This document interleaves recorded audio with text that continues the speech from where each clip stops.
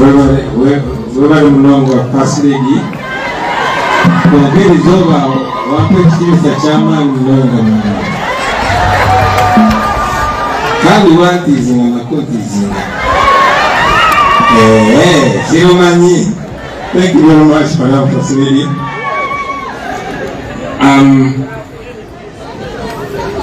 Deputy President, Western Uganda, Madam Kika, Deputy President, Northern Uganda, Dr. Lina Zedriga, the Right Honorable Leader of our Parliamentary Front, Joel Senyonyi, together with all members of Parliament, especially the women members of Parliament, our Secretary General and the entire leadership of our Secretariat, Comrade Mugambi, our Mobilization Secretary, and the entire mobilization team, leaders at all levels, foot soldiers, the journalists, members, ladies and gentlemen, I salute you today. Today is an honorable day. Today is Women's Day, the day to celebrate our mothers, our sisters, our daughters, the most important side of humanity. I want to appreciate all of you women for turning up in large numbers. And yes, Comrade Sarah talked about it, that it's not so easy to even associate with us. As you know, they're trying as much as possible. The regime is trying to make it abominable to be a freedom fighter or to stand for what is right. Thank you very much for being bold, for being confident, for turning up and standing with us. We don't take that for granted. We are celebrating Women's Day belatedly, 20 days later. But again, like Madam First Lady mentioned, there's always a spice when women are involved. We are thankful to the Almighty God that we are here today. We as NUP, we believe in women power. We believe in their ability. We believe not only in inclusiveness, but in equal presence. And indeed, it is our thought and firm belief that women should be represented to the level of 50% in every aspect of our party. Yes, because we know, and we've said it many times, that men and women are like two wings of a bird. Men are either the left or right, and women are either the right or left. So when one wing is broken or not as strong as the other, the bird is not going to fly perfectly. So we strongly believe that women should be represented, and indeed we are mounting an idea to have women leaders from our district levels to be direct representatives in the delegates conference. I don't have so much to say to the women today other than appreciate them, and also to speak to them on my behalf and on behalf of our entire party and the struggle that we are leading, that you are such a force. The first picture that we have on our wall, the hero Thomas Sankara told us so many years ago that a revolution without women is dead at birth. And that's very true. Every man you see here probably wouldn't be on time or wouldn't be as confident if they were not being backed by a woman. And the gentlemen will agree with me, when you're growing up, you know, before you get a girlfriend, you're not as smart as you are after you get a girlfriend. And you're always punctual, you're always more responsible because you're trying to impress a woman. That is how important you are. But still again, you the women take the biggest part of the task in the work that you do. Picture and when you stand to suffer, you even suffer much more than the men. So this should speak to you how important you are. Tukwaniriza ku Mugisha Nandi Tours and Travel. Oyagala kusoma, kulambulako, oba kutambula na mwagalwawo. Tukukolera ku students visa. Munsinga Canada, America, German, Netherlands, n'endala nyingi. Ategwe visa yalema. Mugisha Nandi Tours and Travel. Ky'ekyokuddamu kyo. Tulina obumanyirivu mu by'okukola ku visa. N'osobola okutambula. Tukuwa n'amagezi gawandyagadde okukolera e Bulaaya. Mugisha Nandi Tours and Travel. Ekuyamba okkulungamya okufuna obutuuze. Tulambuza saako n'okufunira ebifo eby'omulembe aw'okusula n'okukyakalira mu Uganda. Tusange ku Kalungu Building okuliraana City Square, Kampala Road, Level 4, Room 1. Okumanya ebisingawo tukubireko. We hold you in very high regard. And we don't only believe in, affirmative action in respect for women as something political.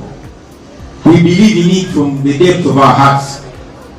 And even when we are fronting women, we want to front the best that there is. We don't want to be like Museven, only picking out fudge of the women.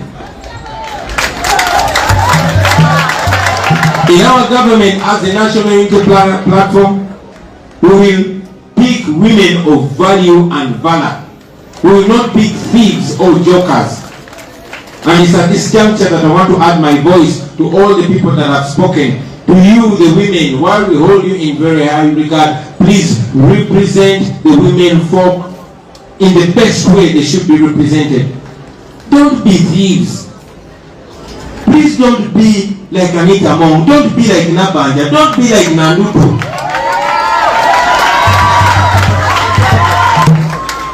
Be the women that the children will be proud to call a mother. Be a woman that your husband will be proud to call a wife. Be a woman that the nation will be proud of. Finally, ladies and gentlemen, I want again to give my firm confidence to the women. We believe in you, especially you, the women leaders. Have confidence to take on leadership. Challenge for these positions of leadership at every level. Challenge even the men. We shall stand by you. Mwesimbewo mujja kuwangula wadde muvuganya n'abasajja. Okuluma lumamu ebigambo byange mu Luganda basibo ne bannyabo nsanyuse nnyo okuba wano olunaku lwaliro nga tujja kuzaala olunaku lwa bamama baffe bannyinaffe bawala baffe. Tubeenyumirizamu nnyo abakyala, tubaagala nnyo, tubawanya ekitiibwa.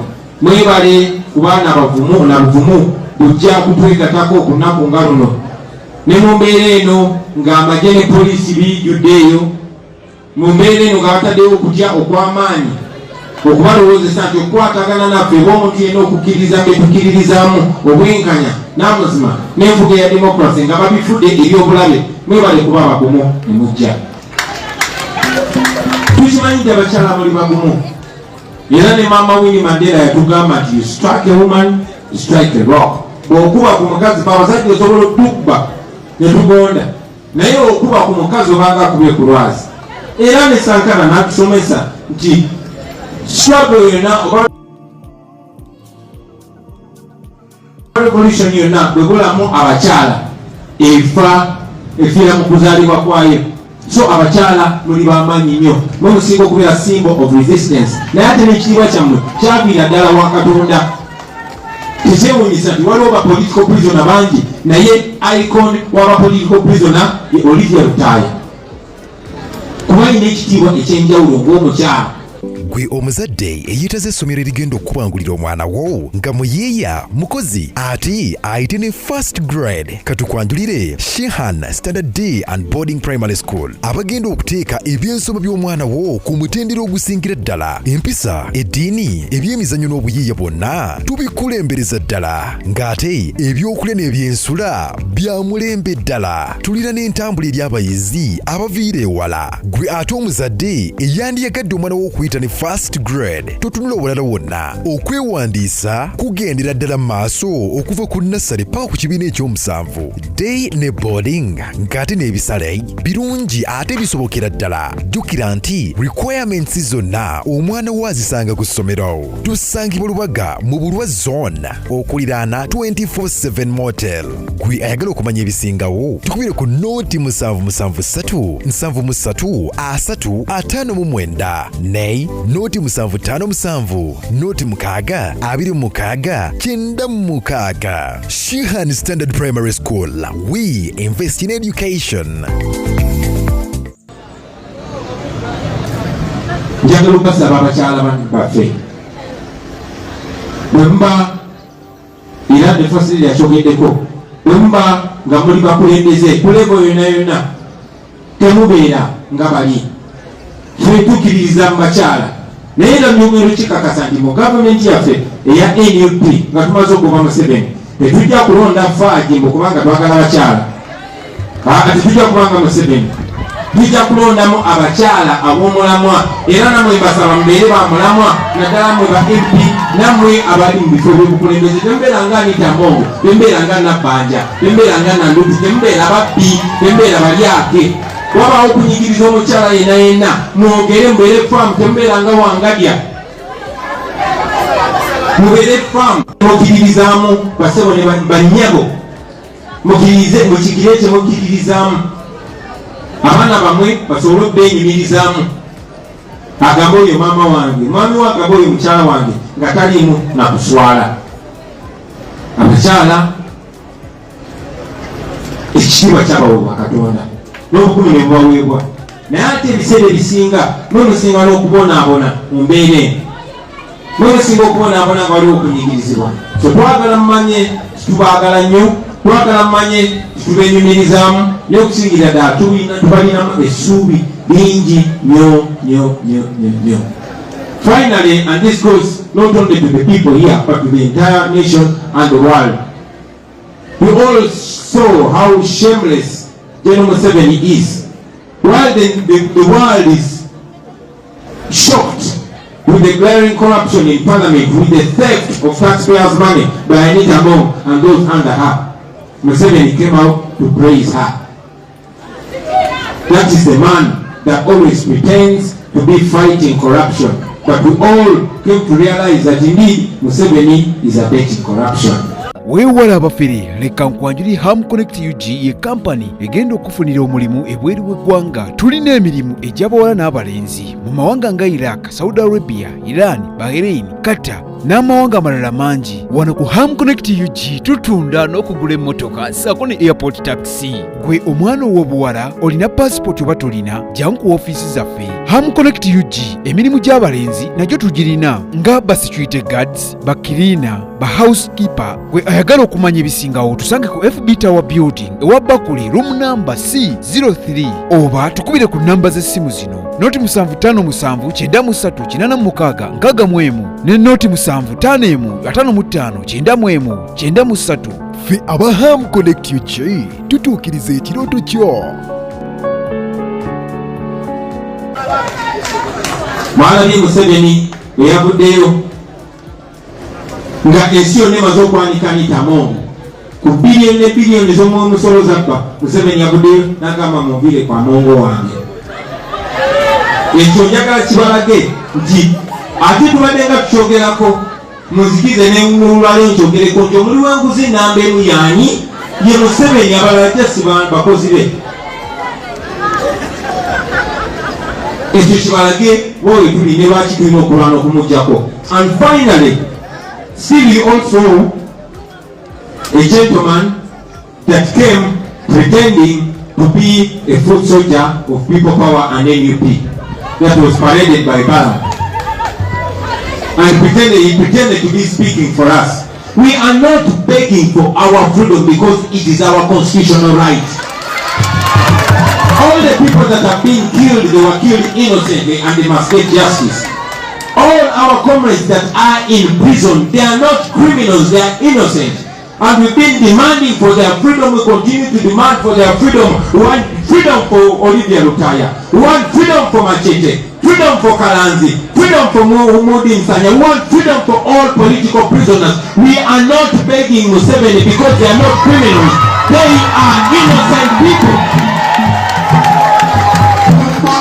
So, to you, Mr. Balam, and all those sycophants of Museven is not God. Museven is not the law. Museven is also supposed to be under the law. We don't beg for our rights. We demand for our rights because they are given to us by God and confirmed by the Constitution.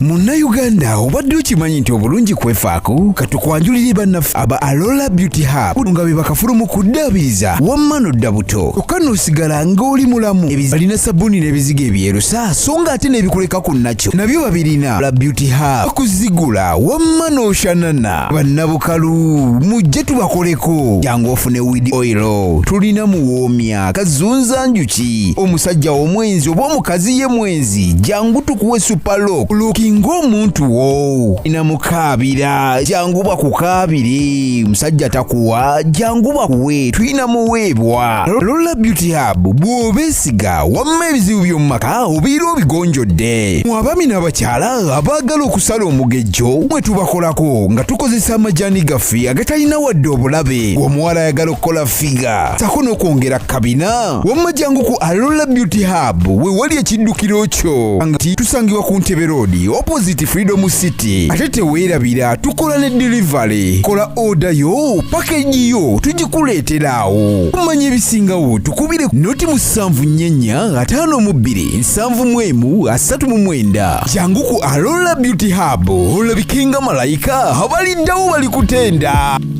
Mamulabye omusajja gwe bajje Masaka n'ayambala beret zaffe najja yefudde mbatogerera buyegayira Museven ate baganda baffe bwe yakwata olw'okuba tebamuwagira. Tetukusaba mwami Museven kututa olina okuta baganda baffe kubanga tewali musango ate tokomawo tolina kuddamu okukwata abantu nga tebalina musango. This is the reason why we petitioned all legal platforms in the world. And yes, Museven is feeling the pressure. And we know our people are going to be released because Museven has his feet on fire. We are not begging for our freedom. We are demanding for our freedom. Tetusabambu mukiyambo tebaganda baffe ta bannayuganda abo bewakwata boosibye ebbanga erisuka emyaka nga tebalina musango. Ekirala toddamu kukwata bantu nga tebalina musango. Amateeka bwe bagaba we gali gakole. Abantu mubakutte mubasibye temubawozesa kubanga mwagala okutiisatiisa mwagala tukakkane Museven tetugenda kutya. Tetugenda kutya. Tetukuwagira ate ogwo si musango kuba nti tetukuwagira. Twagala nkyukakyuka era si musango twagala enkyukakyuka. N'olw'ensonga eyo mwami Museven twamutwala mu makooti agensi yonna olw'ebyo ebikolobero byakola. Era ng'ekimu ku bikolobero kwe kukwata bannansi abatalina musango kubanga tebamuwagidde n'agamba yabatadde mu kkomera n'abagulako ebisangosango eby'ekigwagwa. I saw a man putting on a beret, and this is a beret that they say is a military uniform. I wonder why they've not arrested me. I wear this every day. Okutte bannayuganda obasibye makomera nti bazise omusango okwambala enkofiira bweti ate oleese omugwagwa ayimiridde mu maaso go ng'ayambadde enkofiira bweti kubanga oyagala okukola. Mwami Museven alina okumanya nti eno generation ndala nnyo gyagiringa nayo.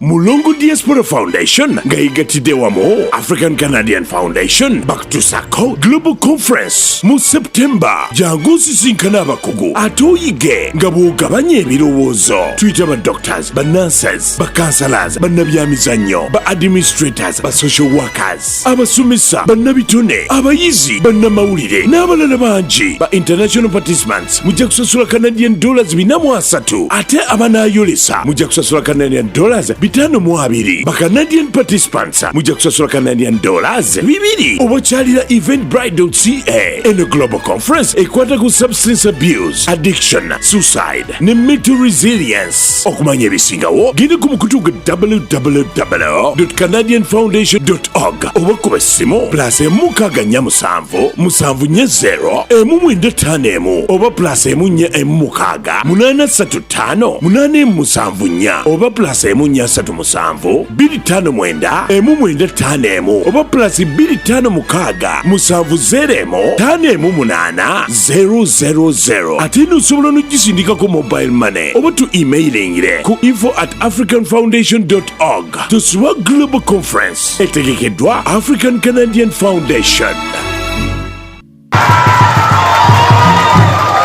So we want freedom for all political prisoners. We want freedom for Olivia Rutaya, and we want it now. We want freedom for all political prisoners, and we want it now. We are not going to beg you, Museven, or whoever you work with. We want our freedom now.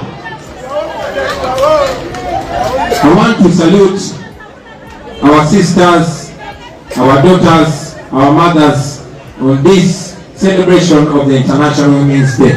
Wewe nyoku esachitibwa maliriza era ngamba challenginga tikutekinge ono bukulembeze. What a man do, a woman can do, and sometimes even better.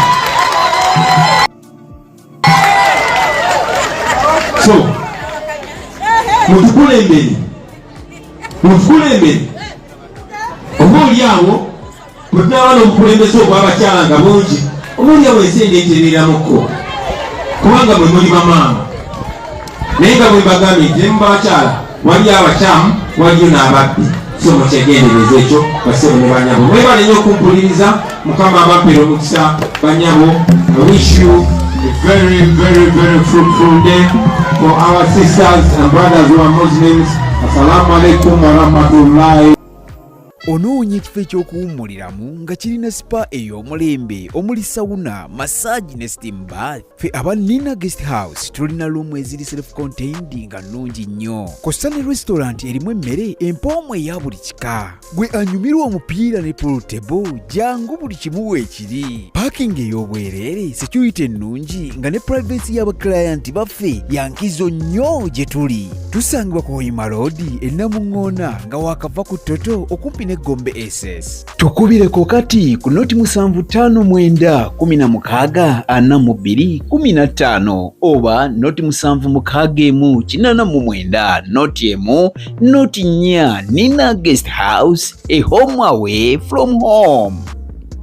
Oyagala okuteekerateekera omukolo ogw'obuvunaanyizibwa ngenda mu bannaffe aba talkr restaurant abasangibwa e Nalukolongo ku kizimbe ky'Amakanga wano ku Masaka Road nga balina abafumbi abatendeka obulungi ate nga bateekateeka emikolo egya buli kika. Bannaffe aba talkr restaurant bakola ne outside catering saako ne delivery. Emmere ekutuukako awo wennyini w'oli. Kola order yo kati opiyo kuba ku nnamba y'essimu eno bakubire ku noti 7 noti emu 28 5525 oba noti 772443 bannaffe aba talkr restaurant bakola omukolo gwo n'otaguddamu. tekyabadaza ku Masaka Road, Chiwawo ku Mityana Road, Busunjo, Baka, Mende ku Hoima Road, Bombo Road, Gayaza Busiika, Gayaza Kayunga n'okwetulula Mukono yonna saako mu bitundu bya Uganda eby'enjawulo. Basoloza amayumba g'abapangisa era nga bazimba n'okuwa pulaani z'amayumba. Ssenjale be bokka abakulaakulanya omuntu wa wansi n'okumuzzaamu essuubi. Boni Barista Coffee and Cafe Limited yeva bakutakati mu kukola okupaakinga n'okusomesa enkola ya kaawa. Tukola kaawa mu bika eby'enjawulo omuli espresso, cappuccino, black coffee ne latte. Tutendeka ate era ne tugaba ne certificate eri abayizi ababa bakuguze mu kukola kaawa mu bika nga V60 coffee, Chemex coffee, Aeropress coffee, Siphon coffee, Cold Brew Drip Tower coffee. Tusangibwa Kampala wa Bakuli ku FB Towers Building omwaliro ogusooka room number B04 okuliraana amafuta ga Haas. Okumanya ebisingawo 070 0703 07 43 65 ne 0784 11 27 21 oba tukyalireko ku website yaffe ku www.bonibalista.com. Boni Balista Coffee, fuel for the day.